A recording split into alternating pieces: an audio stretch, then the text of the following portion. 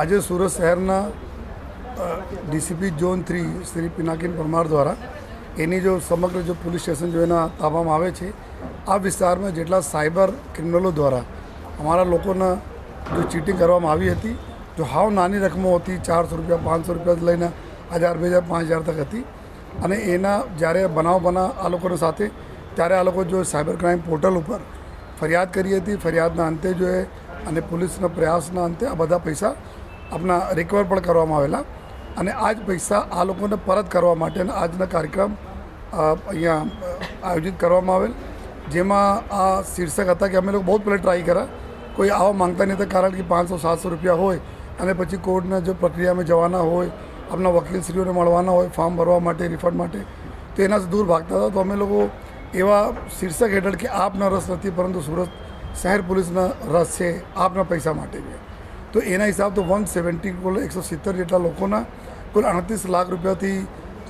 આસપાસના રકમના ટોટલ જો એ આજે રિફંડની પ્રક્રિયા થઈ રહી છે, જેમાં અમારા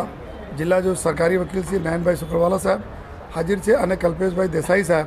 જો આપણા પ્રાઇવેટ પ્રેક્ટિસ કરે છે એની પૂરી ટીમ સાથે અહીંયા હાજર છે. જો અમારા જો ફરિયાદીઓ છે એના તાત્કાલિક ફોર્મ અહીંયા જ અહીંયા ભરીને અને કોર્ટમાં જઈને જો નામદાર કોર્ટના ઓર્ડર લઈને પછી આ લોકોને પરત પૈસા આપવાની કાર્યવાહી કરવામાં આવશે. અને હું એ આપણા 170 લોકો જો આજે આવ્યા છે એના આભાર માનું છું. આભાર એના માટે કે આ લોકો જો કમ્પ્લેન કરી પછી આ સાયબર ક્રિમિનલના પાછળ પોલીસ ગઈ, અને એના પછી જો અમે પણ ડેટા મળ્યા જોઈએ કે આ ક્રિમિનલ્સ ક્યાંથી બેસીને ક્રાઇમ કરતા હોય છે, એના બી એકાઉન્ટો ફ્રીઝ થયા, એના બી મોબાઈલ ફોન જો ડીએક્ટિવેટ કરાયા, તો આ ભલે નાની રકમવાળા અમારા જો સાયબર વોરિયર્સ અમે એના બોલીએ છીએ, પરંતુ એના થકી અમે લોકો બહુ મોટા પણ એના કેસ નાના હોય, લેકિન એના કેસ થકી બહુ મોટા કેસો પણ ડિટેક્ટ થયેલા જોયા નથી જોઈએ. અને સાથોસાથ અમે આપણે પોલીસને બી ખબર પડી કે આ લોકો ક્યાં બેઠી કરતા હોય, જેથી ભારત સરકારશ્રી, રાજ્ય સરકારશ્રી અને પોલીસો અલગ જો પોલીસ હોય છે એના પણ એક આઈડિયા આવે કે હોટ સ્પોટ આપણા કઈ જગ્યાઓ છે જ્યાંથી આ લોકો ચીટિંગ કરતા. સર, પોલીસની એક ટેગલાઇન છે, you are not interested but we are. આ ટેગલાઇન અંતર્ગત આપ જે હજુ એવા કેટલાક ભોગ બનનાર લોકો છે કે જે હજુ પોલીસ મથકે નથી પહોંચ્યા, એમને શું અપીલ કરવા માંગશો? અમે આપ બધા લોકો જોઈ શકો છો, આપને મીડિયાના મિત્રો માધ્યમથી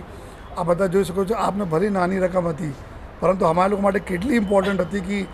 આપના બીજા પૈસા જતા આમાંથી રોકાયા. આપ એક લેટગો કરો તો બીજા ત્રીજા આપની ઉપર સાયબર અટેક થાય,